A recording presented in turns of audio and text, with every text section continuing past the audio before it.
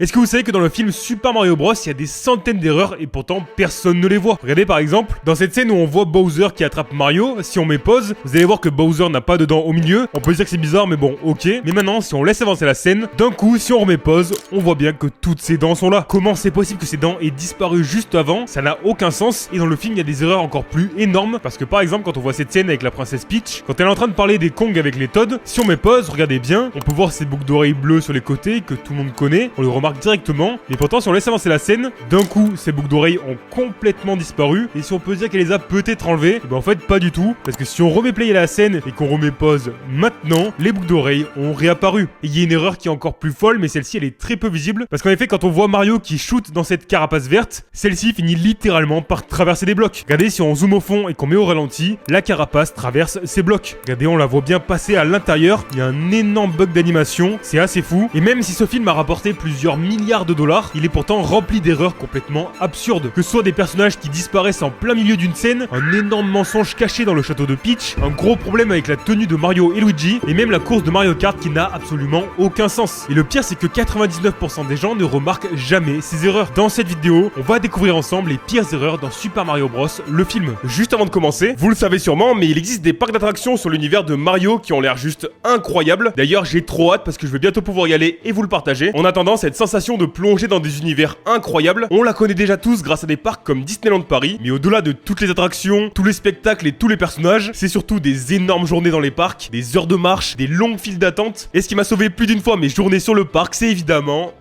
Oli. En effet, cette vidéo est sponsorisée par Oli, et grâce à leur gamme Energy, que ce soit à Disneyland Paris ou au travail, ça vous donne un petit coup de boost qui fait bien plaisir, parce qu'en fait à l'intérieur il y a ce qu'on appelle de la New Caf, et en gros c'est un type de caféine qui permet de profiter d'un boost d'énergie, sans éviter les pics et les crashs qu'on peut avoir en buvant du café, même si évidemment c'est à consommer avec modération. Et pour ceux qui connaissent pas, il y a rien de plus simple, vous avez votre petit shaker comme ça, vous avez juste à l'ouvrir, vous ajoutez 500 ml d'eau.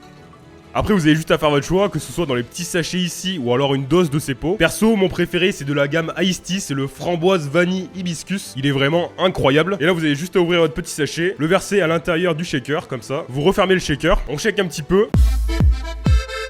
Et c'est bon, vous avez plus qu'à déguster. Quel banger, incroyable. Et en plus de la gamme Energy que j'utilise quand je vais à Disneyland Paris ou quand je travaille, il y a aussi deux autres gammes que j'adore. Déjà, il y a la gamme Iced Tea, perso c'est ma gamme préférée. Pour moi c'est la meilleure alternative au soda. De base je consommais pas mal de soda et du coup grâce à Oli, ça m'a permis d'arrêter. En fait ça permet de se faire un petit plaisir sans culpabiliser, parce qu'en plus c'est sans sucre et il y a moins de 20 calories par portion, donc c'est vraiment trop cool. Et il y a aussi une gamme que j'utilise souvent, c'est la gamme Oli Hydration. Et en gros cette gamme ça permet de mieux récupérer après l'effort, et notamment pour lutter contre la déshydratation. Évidemment ça remplace pas l'eau, mais c'est un petit plus très cool. Et cette gamme en général je l'utilise après être allé courir, ça fait vraiment plaisir. Et du coup si vous voulez tester Oli et soutenir la chaîne de la meilleure des manières, vous pouvez utiliser le code GuideValou qui vous permet d'avoir 10% sur votre commande. Et pour ça vous pouvez soit utiliser le QR code juste ici, soit évidemment je vous mets aussi le lien en description. Et donc quand vous allez arriver sur le site, vous allez avoir deux possibilités. Si vous savez pas trop quoi prendre et que vous voulez un peu tout tester, vous avez le pack découverte qui vous permet de tester la gamme Energy, Iced Tea et Hydration. Vous avez 14 sachets par gamme avec 7 saveurs différentes à chaque fois, donc c'est vraiment parfait pour tester et savoir ce que vous aimez le plus. Et sinon si vous voulez tester qu'une gamme, il y a aussi des packs pour chaque catégorie. Merci à Oli de m'accompagner sur cette vidéo, et merci beaucoup à tous ceux qui soutiendront la chaîne en scannant le QR code juste ici ou en cliquant dans le lien dans la description. Déjà pour commencer, au tout début du film, on voit ces pingouins qui affrontent Bowser et on les voit amener une catapulte pour justement lui envoyer des glaçons. Bon malheureusement ça fait pas grand chose à Bowser, mais le problème c'est pas ça, c'est que cette catapulte disparaît complètement. En effet regardez bien, on la voit là, et si on laisse avancer la scène, d'un coup quand on revoit les pingouins, la catapulte a disparu et on ne la reverra plus jamais. Vous vous en souvenez, dans le film, Mario et Luigi ont une entreprise de plomberie, et lorsqu'ils vont chez leur premier client, ils se retrouvent face à ce chien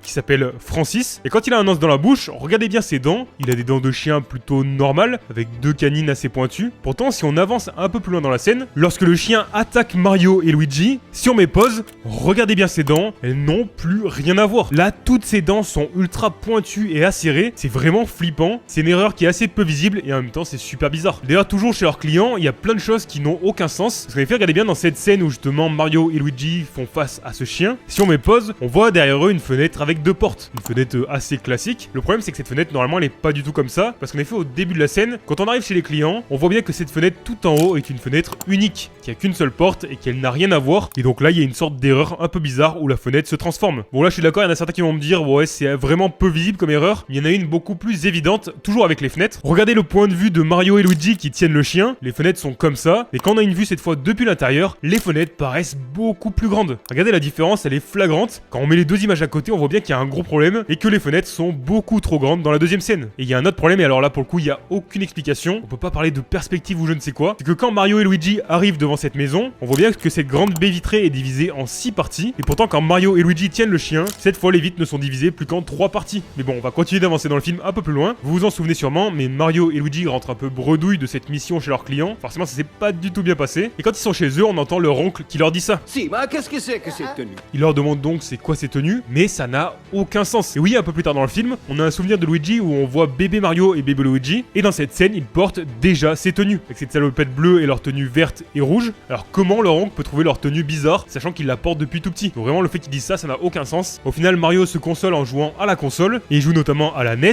mais il y a un problème avec sa manette, parce qu'en effet, si vous regardez bien, on voit que le bouton juste là est bloqué. Et là on voit bien qu'il est complètement appuyé, il est enfoncé, peut-être que sa manette est cassée, mais ce qui est bizarre, c'est que un peu plus loin dans la scène, quand la manette est posée sur son lit, on voit bien que le bouton est revenu normalement. Donc bon, qu'est-ce qui s'est passé? C'est un peu bizarre. Au final, vous vous en souvenez, Mario et Luigi se retrouvent aspirés dans ces tuyaux, et ils se retrouvent surtout séparés dans deux mondes différents. Mario du côté du royaume champignon, et Luigi dans un endroit très flippant. Et justement, il y a une sorte de truc un peu bizarre avec Luigi. On voit qu'il est terrifié. La question qu'on peut se poser, c'est pourquoi il retourne pas juste dans le tuyau? En effet, on voit bien le tuyau juste derrière lui. Pourquoi il ne revoit pas juste à l'intérieur pour faire demi-tour et retourner à New York? Non, il préfère apparemment explorer ce lieu terrifiant et qui le terrifie vraiment. Et il y a un autre problème avec cette scène, c'est qu'à un moment, on voit que Luigi traverse une rivière de lave et il se prend un arbre. Le problème, c'est que dans le plan d'après, si on met pause, la rivière de lave est beaucoup trop loin. Et oui, il venait juste de la traverser et se prendre l'arbre. Pourquoi d'un coup la rivière il y a des dizaines de mètres? Littéralement, il s'est téléporté et ça n'a aucun sens. Bon, si on va faire plutôt un tour du côté du royaume champignon maintenant, c'est quand même plus joyeux et plus lumineux, mais ça n'empêche qu'il y a toujours autant d'erreurs. Parce qu'en effet, quand Mario et Toad arrivent devant le château de Peach, regardez bien, on voit le bâton de Toad qui est planté là, mais dans le plan juste après, quand on est dos à eux, le bâton a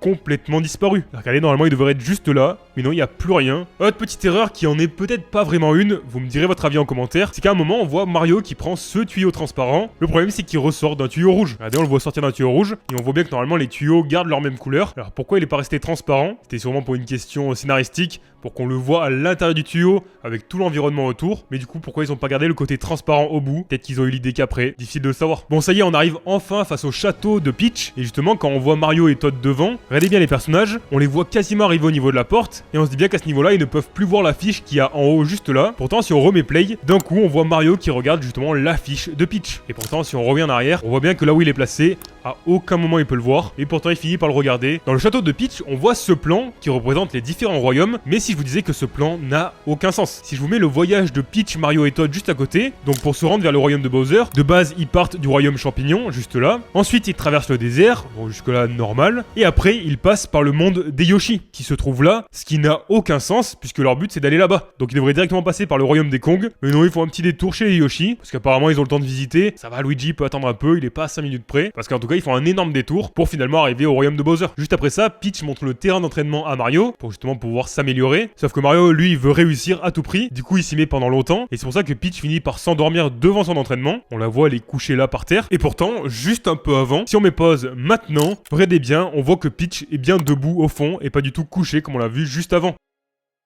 Bon, juste après, Peach, Mario et Toad arrivent dans le royaume des Kong, et justement ils montent à bord de ce kart, et on voit alors Toad qui jette son sac dans le coffre de la voiture. Le problème c'est que son sac on le revoit pas du tout, parce qu'en effet quand on voit le kart qui vole à ce moment-là, on devrait voir justement le sac dans le coffre, mais on ne le revoit pas du tout. Si on zoome on voit bien qu'il y a rien. Après peut-être qu'ils l'ont perdu, c'est pas impossible. En tout cas là il y est plus. Au final les personnages se retrouvent face à Cranky Kong. Regardez bien comment ils sont placés par rapport à la croix au sol qui est rouge. Ils sont juste derrière, et si on laisse avancer la scène, d'un coup ils sont dessus, et si on relaisse avancer la scène, ils se retrouvent de nouveau derrière. Et évidemment les personnages ne peuvent pas bouger aussi vite entre chaque plan. Dans le film il y a aussi un gros problème de cohérence par rapport au jeu, parce qu'en effet on apprend que Cranky Kong et Donkey Kong sont père et fils, sauf que dans les jeux c'est pas son père mais son grand-père. Alors pourquoi d'un coup c'est devenu son père? Ça pour le coup c'est super bizarre, pourquoi ils ont pas suivi l'histoire des jeux? Cranky Kong devient le père de Donkey Kong alors que de base c'est son grand-père. Il y a une erreur qui est vraiment très discrète dans le film, c'est que justement quand il y a le combat entre Mario et Donkey Kong, Mario mange accidentellement un champignon bleu, et à ce moment là on voit une lumière aveuglante qui clignote, on le voit justement apparaître sur la tête de Donkey Kong, mais Mais le problème, c'est que cette fois, à la toute fin du film, quand Peach donne ce champignon à Bowser, lui ne clignote pas du tout. On voit pas cette lumière éblouissante qui clignote, comme on l'a vu avec Mario juste avant. Pourquoi? Peut-être que Bowser est immunisé, ou alors il y a plus de chances que ce soit une erreur. Donc, si on revient au combat entre Mario et Donkey Kong, justement quand Mario a mangé ce petit champignon bleu, qui l'a rétréci, normalement dans les jeux, quand on est en mode tout petit, si on se fait toucher par le moindre pic, on meurt instantanément. Et pourtant là, Mini Mario est touché par Donkey Kong, et au lieu de mourir, il reprend sa taille normale. Bon, du coup d'un côté on comprend, ça aurait été horrible de voir Mario mourir, mais du coup ça crée une incohérence par rapport au jeu. Et c'est pas la seule, parce que si on se dirige maintenant vers la scène la plus marquante du film, je parle évidemment de la scène qui représente Mario Kart, lorsqu'on a la fameuse carapace bleue qui apparaît, tout le monde connaît la carapace bleue dans Mario Kart, c'est celle qui finit par détruire le premier. Le problème c'est que là dans la scène, la carapace bleue ne s'intéresse pas au premier, mais au deuxième. Regardez, Peach est juste devant Donkey Kong, et pourtant la carapace bleue se focalise sur Donkey Kong, et finit par lui exploser dessus, ce qui crée d'ailleurs une scène assez incroyable. Et donc du coup il y a une petite incohérence, après ça peut s'expliquer, en effet c'est pas vraiment une course, là on n'est pas dans une course de Mario Kart, mais du coup pourquoi ils ont pas gardé quand même cette dynamique, que la carapace bleue tape le premier, ça aurait pas été compliqué de juste mettre Donkey Kong un peu devant, en tout cas c'est bizarre. Si on avance un peu dans le film, à un moment on voit que Bowser commence à arracher la moustache de Luigi, c'est une scène qui est assez horrible, le truc c'est qu'on voit vraiment la moustache se décoller, parce qu'on voit littéralement Bowser qui jette ses poils par terre, juste là, regardez bien, et pourtant non, juste après, tout va bien, la moustache de Luigi est intacte, donc apparemment elle repousse super vite. D'ailleurs il y a une autre erreur à ce moment-là, c'est que quand Kamek attaque Todd, on voit qu'il finit par faire tomber sa poêle par terre, regardez bien, on la voit juste là, pourtant si on laisse avancer la scène, d'un coup, sa poêle a complètement disparu. Pourtant elle était juste là par terre, mais maintenant il n'y a plus rien, et là pour le coup elle a complètement disparu, et c'est inexplicable. D'ailleurs il y a un autre truc qui est complètement inexplicable et qui est super bizarre, c'est que quand Bowser brûle ce personnage, il se transforme en Skeleton, donc jusque là vous allez me dire, c'est normal, c'est une blague plutôt marrante, et la question qu'on peut se poser c'est, pourquoi le fait d'avoir brûlé ce personnage, ça lui a fait apparaître des gants dans les mains? Alors là pour le coup, je sais pas comment l'expliquer. Bon au final tous les personnages finissent par se retrouver à New York, donc dans la ville d'origine de Mario et Luigi, et quand Mario se fait shooter par Bowser comme ça, on voit qu'il traverse la vitrine de la pizzeria. Le truc c'est que si on met au ralenti, quand il traverse la fenêtre, on voit qu'il ne va pas tout à fait dans la direction de la télé, et pourtant dans le plan juste après, on voit que Mario atterrit pile sur la télé. Pourtant, si on remet la scène avant, on voit bien qu'il est tombé à côté, plutôt sur la droite en bas, alors que là, il a tapé pile dedans. Bon, là, pour le coup, c'est quasiment invisible. Et d'ailleurs, il y a un problème avec la pizzeria, parce que cette pizzeria, c'est celle qu'on avait vue au tout début du film, quand on avait rencontré Mario et Luigi. Et si on compare les deux pizzerias, on voit à droite que le sticker Punch Out a complètement disparu. Pareil pour le panneau Open aussi, qui a complètement disparu. Et à droite, on a toutes ces petites affiches aussi qui ont été enlevées. Alors, à moins qu'il se soit passé beaucoup de temps entre le début du film et la fin du film, ce qui n'est pas le cas normalement, ou alors c'est un petit oubli. D'ailleurs, au début du film, quand on est dans cette pizzeria, lorsque Mario et Luigi discutent avec Spike, donc ce mec avec une casquette bleue, déjà on peut voir qu'il paye sa pizza 100 $.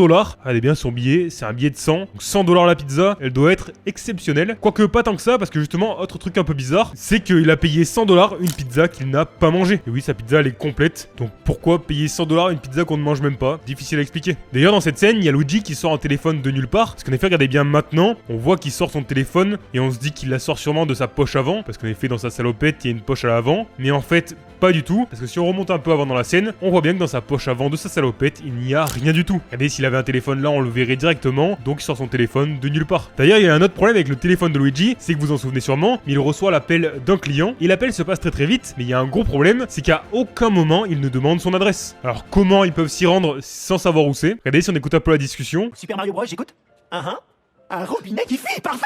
Enfin, c'est parfait de nous avoir appelé nous, parce qu'on peut vous dépanner tout de suite, voilà. À aucun moment il demande son adresse. Juste avant de découvrir les dernières erreurs, si vous aimez ce genre de vidéo autour des erreurs des films, mais aussi que vous voulez découvrir tous leurs détails cachés, leurs scènes supprimées et leurs théories, n'oubliez surtout pas de vous abonner et d'activer la cloche pour ne rater aucune de mes prochaines vidéos. En plus, presque 90% des gens qui regardent cette vidéo ne sont pas abonnés à la chaîne, sachant qu'on est dans la dernière ligne droite avant les 200 000 abonnés. N'oubliez surtout pas de vous abonner. Pour vous, c'est complètement gratuit, mais ça me soutient énormément. Donc merci beaucoup à tous ceux qui s'abonneront. Bon, maintenant, si on retourne à la fin du film, quand Peach et Todd retournent à toute vitesse au château, regardez bien, ils arrivent depuis l'arrière du château en moto. On voit clairement la cascade d'eau juste là. Pourtant, on voit que Peach escalade la paroi comme ça en moto, ce qui apparemment lui pose pas de problème. Mais par contre, il y a quand même un problème, c'est que finalement, Peach traverse le royaume et arrive devant le château. Alors pourquoi elle est capable de monter à pic une falaise, mais qu'une fois arrivée sur place, elle fait tout le tour par le royaume? Ça n'a aucun sens. Elle avait qu'à directement aller au château. Pas besoin de faire un détour par le royaume. D'ailleurs, quand on voit à la fin du film la maison de Mario et Luigi, il y a un problème de géométrie. Parce qu'en effet, regardez bien depuis l'intérieur, on voit bien que leur pièce est rectangulaire. rectangulaire. On voit bien un angle là-bas. Pourtant, quand ils sortent de la maison, on se rend compte que c'est en fait une maison de Todd